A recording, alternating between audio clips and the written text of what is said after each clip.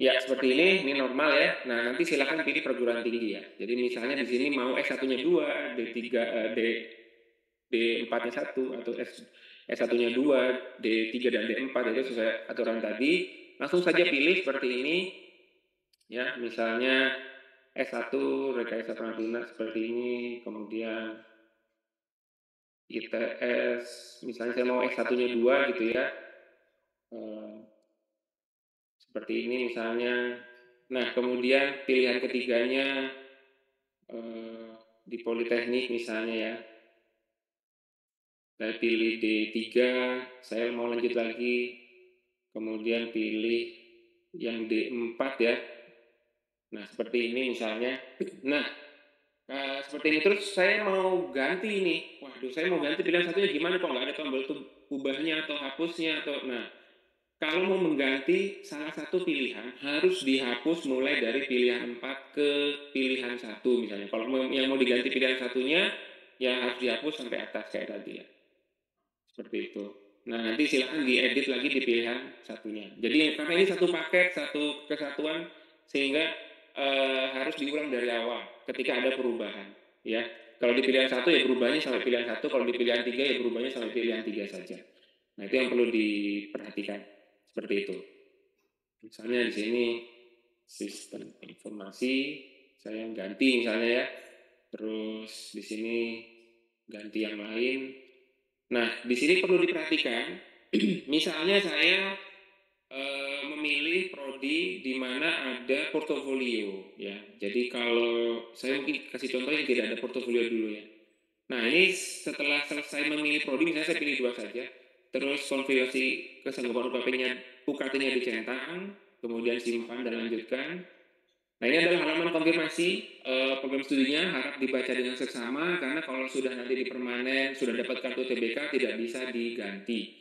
Ya, jadi harap berhati-hati. Nah, kemudian di sini karena saya tidak memilih prodi yang membutuhkan portofolio, mensyaratkan unggah portofolio, maka di sini tidak ada permintaan untuk unggah portofolio, langsung konfirmasi pilihan program studi. Nah, jadi langsung aja lanjut. Nah, tapi saya ingin beri kasus kalau misalnya saya pilih prodi yang ada pilihan prodinya ya. Misalnya di sini ada pilihan portofolionya, mohon maaf. Desain produk misalnya. Oh, mohon maaf. Ya, ini ada satu lagi ya. Misalnya saya mau sudah pilih 2 S1 ya. Terus saya nyari prodi S1 lagi di sini. Nggak bisa. Jadi sudah diatur tidak jadi kesalahan tidak sesuai persyaratan itu akan tidak bisa diaplikasi. Jadi teman-teman nanti sudah akan diarahkan. Jadi di sini saya hanya bisa memilih prodi D3 atau D4.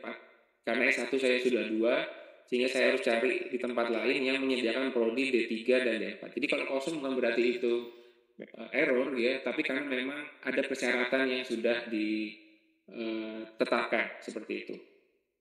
Oke, misalnya di sini saya pilih angklung gitu ya, kemudian saya pilih lagi yang lain.